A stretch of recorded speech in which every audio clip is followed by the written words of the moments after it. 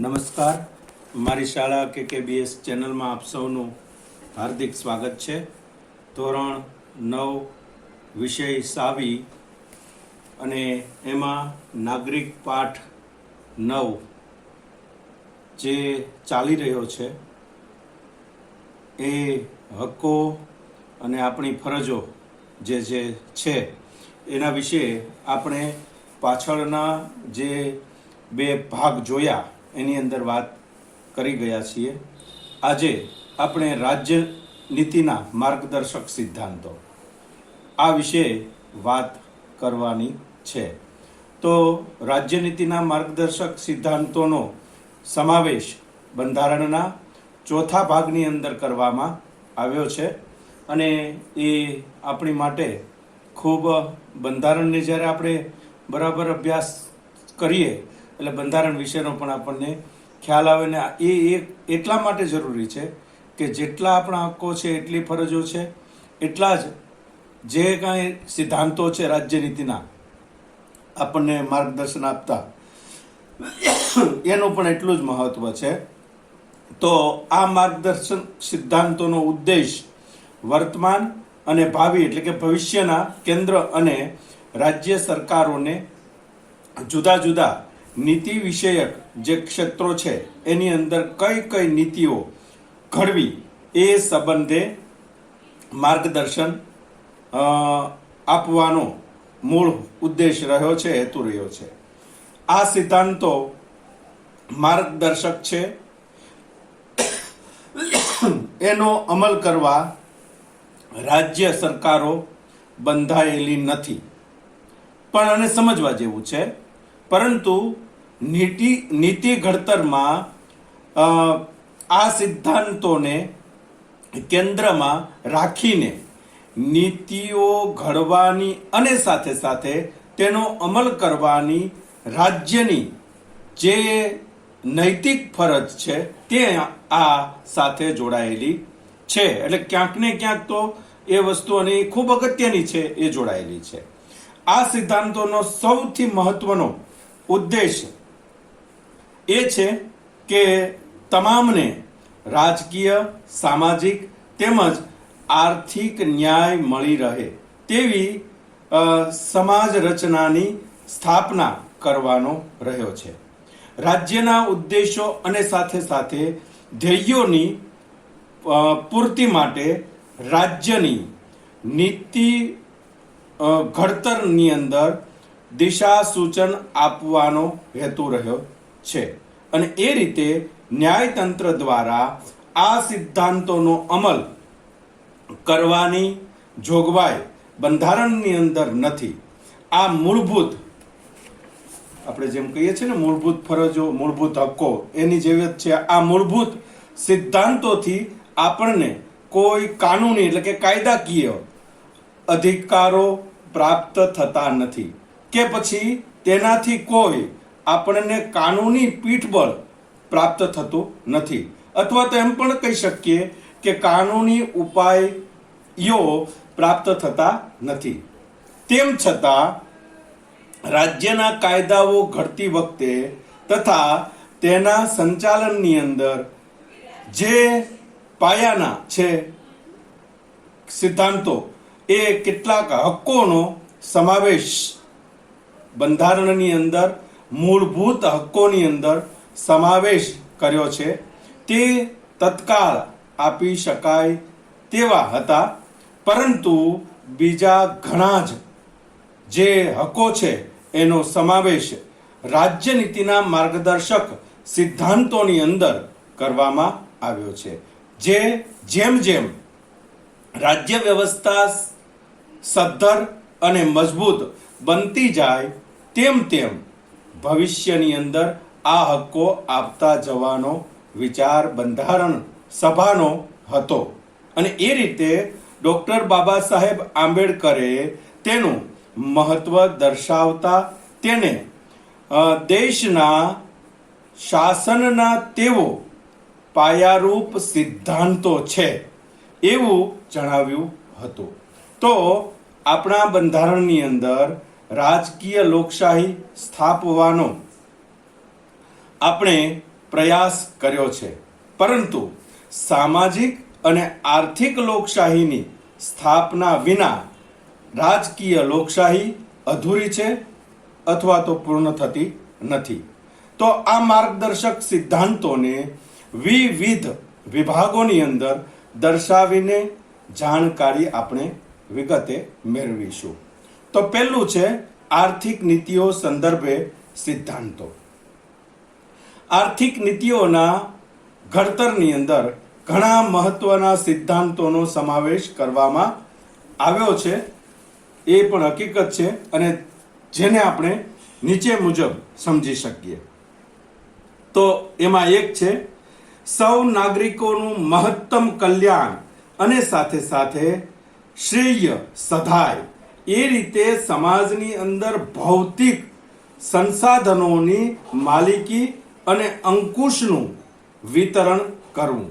બીજી વાત છે સંપત્તિ અને ઉત્પાદનના સાધનોનું કોઈ ચોક્કસ સમૂહ અથવા તો વર્ગોની અંદર કેન્દ્રીકરણ ન થાય એવી અર્થવ્યવસ્થા છે તે રચવા રાજ્ય પ્રયાસ કરશે.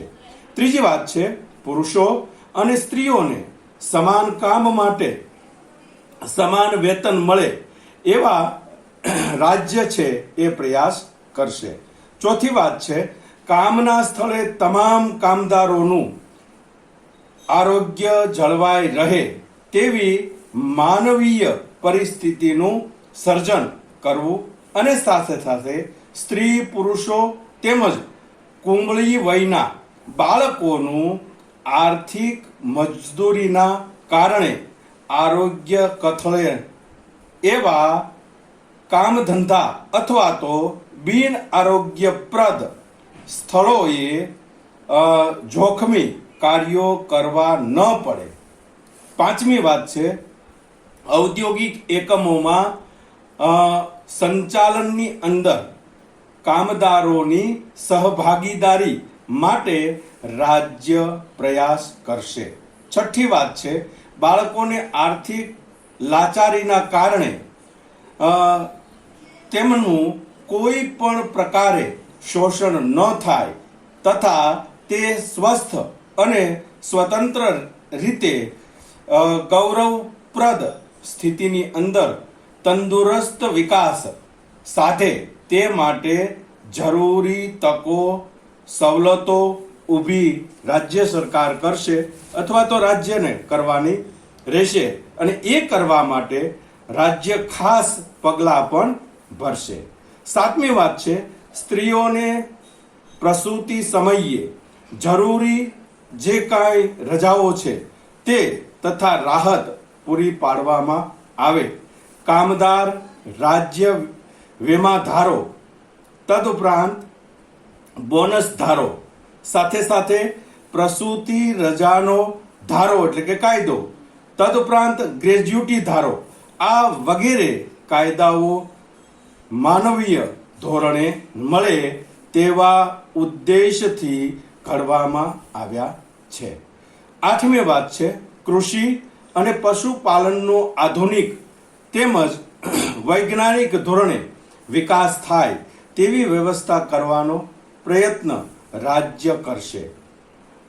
ગાયો વાછરડાઓ અન્ય જે દુધાળા પ્રાણીઓ છે તે તદુપરાંત ભારવાહક ઢોરોની દાખલા કે બળદો છે ઊંટ છે વગેરેની ઓલાદોની જાળવણી માટે તથા બળદ ગધેડા ગાયોની કતલ અટકાવવા પ્રયાસ રાજ્ય કરશે. નવમી વાત રાજ્યની અંદર સૌને ન્યાયની સમાન તક મળે. આર્થિક અથવા તો એની સાથે સાથે કારણે કોઈ પણના એટલે કે જે કહીએ છીએ કે અસ્પૃશ્યતા ના કારણે કોઈ પણ જરૂરિયાતમંદ નાગરિક છે એને ન્યાય મેળવવા માટેની તકોનો ઇનકાર કરવામાં નહીં આવે. એ સાથે સાથે તેઓને મફત કાનૂની જે છે સહાય છે તે મળી રહે તેવો રાજ્ય પ્રબંધ કરે અને કાયદા ઘડશે તેવી વાત કરી છે. હવે આ પહેલું આર્થિક અને એની અંદરની વિગતવાર વાત હતી. બીજું છે સામાજિક નીતિઓ સંબંધી સિદ્ધાંતો. તો એમાં અનુસૂચિત જાતિઓ, અનુસૂચિત જનજાતિઓ, તદુપરાંત વંચિત સમૂહો જેવા સમાજના નબળા વર્ગોના જે એકદમ નબળા પડેલા છે તેવા શૈક્ષણિક અને આર્થિક હિતોના ઉત્કર્ષ માટે રાજ્ય વિશેષ પ્રયાસો કાળાંતરે અથવા તો એમ કહી શકીએ કે કાળજીપૂર્વક કરવાના રહેશે, જેથી સામાજિક અન્યાય અને સાથે સાથે શોષણ સામે તેમનું રક્ષણ કરશે આ રાજ્ય સરકાર. ભારતમાં રહેતા તમામ નાગરિકોને માટે સમાન દીવાની કાયદો ઘડવા, એટલે કે આપણે એમ કહી શકીએ કે યુનિફોર્મ સિવિલ કોડ ન્યાય વ્યવસ્થાનું સંચાલન કરીને સૌને ન્યાય મળી રહે એ રીતે રાજ્ય પ્રયત્ન કરશે અને એ રીતે લગ્ન વિચ્છેદ, તદુપરાંત ભરણ પોષણ, સગીરો, દત્તક વિધાન, તદુપરાંત વસિયત આ વગેરેની અંદર એક સરખો દીવાની કાયદો ઘડીને સામાજિક ન્યાયની દિશાની અંદર સરકાર છે એ પગલાં ભરશે. રાજ્યની અંદર સૌ નાગરિકોને કામ કરવાનો હક પ્રાપ્ત થાય. વૃદ્ધાવસ્થા, તદુપરાંત માંદગી અથવા તો અમંગલ પ્રસંગે વિના વાંકે વેઠવી પડતી, સહન કરવી પડતી જે તંગી છે એ તંગીના અન્ય પ્રસંગે શિક્ષણ અને જાહેર સહાય પ્રાપ્ત થાય તે માટે અસરકારક જોગવાઈઓ કરશે, એટલે કે રાજ્ય સરકાર. ત્રીજી વાત છે રાજકીય અને વિદેશ નીતિ વિષયક જે સિદ્ધાંતો છે તેની વાત કરીએ તો એમાં એક છે રાજ્ય ગ્રામ પંચાયતોની સ્થાપના કરવા માટે જરૂરી પગલાં ભરશે. તેઓ સ્વરાજ્યના એકમ તરીકે કાર્ય કરી શકે તે માટે તેમને જરૂરી એમ કહી શકીએ કે સત્તા અને સાથે સાથે અધિકારો છે તે તથા આર્થિક સહાય છે તે રાજ્ય સરકાર આપશે અથવા તો ફાળવશે એનો ઉલ્લેખ કરવામાં આવ્યો છે. બીજું, રાજ્ય સેવાઓની અંદર ન્યાયતંત્રને કારોબારીથી અલગ અને સ્વતંત્ર કરવા પગલાં ભરશે, જેથી ન્યાયાધીશો નિષ્પક્ષ, નિડર અને નિર્ભીક રીતે ન્યાય ચૂકવી શકે.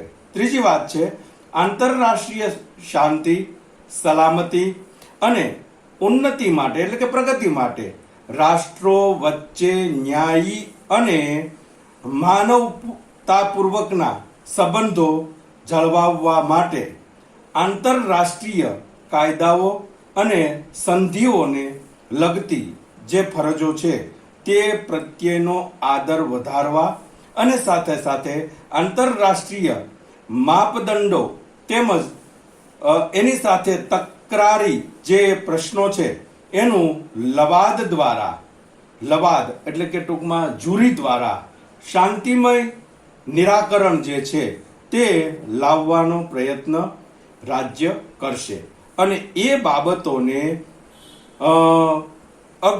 અગ્રિમ પ્રોત્સાહન આપશે. ચોથી વાત, શૈક્ષણિક અને સાથે સાથે સાંસ્કૃતિક નીતિઓ સંબંધી સિદ્ધાંતો. તો 14 વર્ષની ઉંમર સુધીના તમામ બાળકોને બંધારણના આરંભ થયાના 10 વર્ષની અંદર મફત અને ફરજિયાત શિક્ષણ પ્રાપ્ત થાય એ માટે રાજ્ય પ્રયાસ કરશે, જે હવે મૂળભૂત હક બન્યો છે. આ સાથે સાથે અહીંયા દર્શાવ્યું છે કે રાષ્ટ્રીય મહત્વ તરીકે જાહેર કરાયેલા દરેક કલાત્મક અને ઐતિહાસિક મહત્વ ધરાવતા સ્મારકો, સ્તૂપો, કલાકૃતિઓ તદુપરાંત ઇમારતોનું પદાર્થોનું યથા પ્રસંગ લૂંટફાટ, બગાડ, વિકૃતિ, સ્થળાંતર આ બધા જ મુદ્દાઓ છે અને એ સાથે એનો નિકાલ કરશે, તેનો નાશ થતો અટકાવવાનો અને સાથે સાથે રક્ષણ કરવાની જે રાજ્યની ફરજ રહે છે એ અહીંયા દર્શાવી છે. આમ રાષ્ટ્રના સાંસ્કૃતિક અને ઐતિહાસિક વારસાનું યોગ્ય રીતે જતન થાય તે જોવાનો ઉદ્દેશ આની પાછળ રહ્યો છે. 5મી વાત છે આરોગ્ય વિષયક નીતિઓ સંબંધી સિદ્ધાંતો. એમાં લોકોનું આરોગ્ય અને પોષણનું સ્તર જે છે તે સુધરે અને એ માટે રાજ્ય પ્રયાસ કરે તથા જાહેર આરોગ્ય અને સાથે સાથે જન સુખાકારી વધારવાને માટેના પગલાંને રાજ્ય જે છે એ પોતાની પ્રાથમિક ફરજોની અંદર ગણશે, એનો ઉલ્લેખ કરેલો છે. બીજી વાત છે આરોગ્ય માટે હાનિકારક એવા કેફી જે પદાર્થો છે, પીણા છે, સાથે સાથે નશાયુક્ત માદક જે દ્રવ્યો છે આ વગેરે ઉપર રાજ્ય પ્રતિબંધ મૂકવાનો પ્રયાસ કરશે. સાથે સાથે ઔષધિના હેતુઓમાં સિવાયના માદક પીણા જે છે એ ડ્રગ અથવા તો ડ્રગ કહીએ અને એ સાથે સાથે નશાયુક્ત પદાર્થો છે એના ઉપયોગ ઉપર રાજ્ય સરકાર પ્રતિબંધ મૂકશે. ત્રીજી વાત છે એમાં દેશના પર્યાવરણનું રક્ષણ થાય અને તેમાં જરૂરી સુધારા થાય એ માટે રાજ્ય પ્રયાસ કરે. દેશની અંદર જંગલો અને વનસૃષ્ટિના રક્ષણ માટેનો ખાસ પ્રબંધ રાજ્ય કરશે. 5મી વાત કામદારોને કામના સ્થળે આરોગ્યપ્રદ વાતાવરણ પ્રાપ્ત થાય તથા નવરાશની પળો અથવા તો નવરાશના સમયમાં પળોની અંદર સામાજિક અને સાંસ્કૃતિક વિકાસની પૂરતી તકો તેમને પૂરી પાડીને માનસિક તંદુરસ્તી બક્ષવા માટે મનોરંજનની સુવિધા મળી રહે તેવા પ્રયાસો રાજ્યને કરવાના જણાવેલ છે. તો આ રીતે રાજ્ય નીતિના માર્ગદર્શક સિદ્ધાંતોનો હેતુ એવી સમાજ વ્યવસ્થા અને રાજ્ય વ્યવસ્થા ઊભી કરવાનો છે કે જેની અંદર શક્ય હોય એટલું સત્તાનું વિકેન્દ્રીકરણ થાય, ધાર્મિક કે જ્ઞાતિ આધારિત ભેદભાવ રહિતની સમાજ રચનાનું સમાનતાપૂર્વક શોષણ મુક્ત અને કલ્યાણલક્ષી સમાજ વ્યવસ્થા તેમજ અર્થવ્યવસ્થા સ્થાપવાનો ઉદ્દેશ રહ્યો છે. અર્થાત આપણે એમ કહી શકીએ કે સામાજિક લોકશાહી અને આર્થિક લોકશાહીની સ્થાપનાનો આ હેતુ છે. સામાજિક સલામતી દ્વારા સમાજના નબળા વર્ગનો ઉત્કર્ષ માટે વિવિધ કલ્યાણકારી યોજનાઓનો અમલ રાજ્ય કરશે એવી અપેક્ષા રાખવામાં આવી છે. લોકશાહી કેવળ રાજકીય ક્ષેત્ર પૂરતી સીમિત કે મર્યાદિત ન રહે પણ સામાજિક અને આર્થિક ક્ષેત્ર સુધી તેનું વિસ્તરણ થવું જોઈએ, જે થકી શોષણ અને સાથે સાથે અન્યાય મુક્ત એવી સમાજમૂલક ન્યાયી સમાજ વ્યવસ્થાનું સ્થાપન સરકાર કરવાની જવાબદારી રાજ્ય સરકારને શિરે મૂકવામાં આવી છે. અને એ રીતે મૂળભૂત હક્કો રાજ્યનીતિ સત્તાને મર્યાદિત કરે છે, જ્યારે રાજ્યનીતિના માર્ગદર્શક સિદ્ધાંતો રાજ્યની સત્તાને વિસ્તારે છે. અને એ રીતે મૂળભૂત હક્કો રાજકીય લોકશાહી સ્થાપે છે, જ્યારે સિદ્ધાંતો એ સામાજિક અને આર્થિક લોકશાહી સ્થાપવાનું ધ્યેય છે એ ધરાવે છે. તેમની વચ્ચે કોઈ વિરોધ નથી, તેઓ એકબીજાના પૂરક છે એમ ચોક્કસપણે કહી શકાય. તો આ રીતે નાગરિક પાઠ 9 અને એનો ત્રીજો ભાગ અથવા તો પાઠ અહીંયા પૂરો થાય છે. હવે આપણે નવા વિડીયોમાં 10મા પાઠ નાગરિકના સાથે મળીશું. Thank you.